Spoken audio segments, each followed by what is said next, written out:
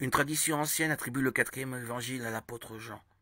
Il n'est jamais nommé, mais il peut correspondre au mystérieux disciple que Jésus aimait, qui signe le récit, chapitre 21, 20, 24.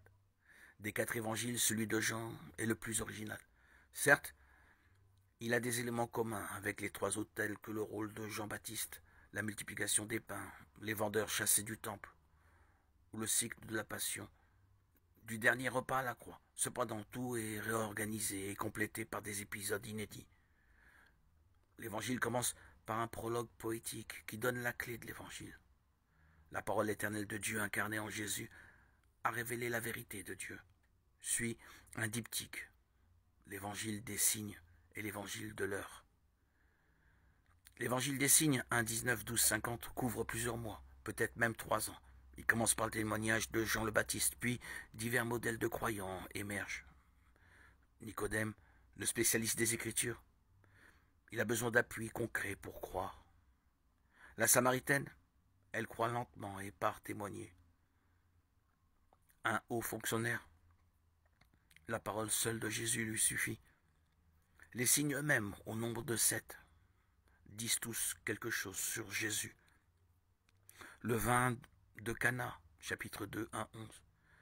La guérison du fils du haut fonctionnaire, 4, 46, 54. Et celle du paralysé de Bethsatha, 5, 1, 18. La multiplication des pains, 6, 1, 14. La marche sur la mer, 6, 16, 21. La vue donnée à l'aveugle né, 9, 1, 17. Et le retour de Lazare à la vie, 11, 1, 44. Mais il provoque des divisions. L'évangile de l'heure, chapitre 13, 1, 20, 31, se concentre sur les derniers jours. L'heure en question est celle de la croix, où se révèle au plus haut point l'amour de Dieu pour nous.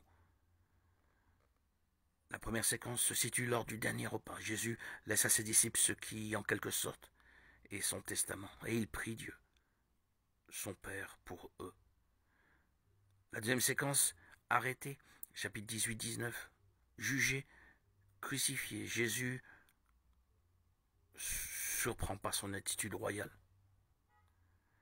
Et enfin, dans la troisième séquence, chapitre 20, l'événement de Pâques bouleverse les disciples. Un appendice situe les rôles respectifs de Pierre et du disciple que Jésus aimait. Sous une apparente simplicité de style et de construction, le récit est complexe. Jean choisit quelques scènes, les explore et les amplifie, d'où une beauté étrange qui a toujours attiré les artistes. Il y a beaucoup de tableaux, poèmes et musiques illustrant Cana, la Samaritaine, Lazare, Jésus en croix, qui parle à sa mère et aux disciples aimés, Marie-Madeleine au tombeau. Le symbole de l'évangéliste est l'aigle, car Jean atteint les sommets de la théologie, comme l'aigle royal parvient au sommet des montagnes.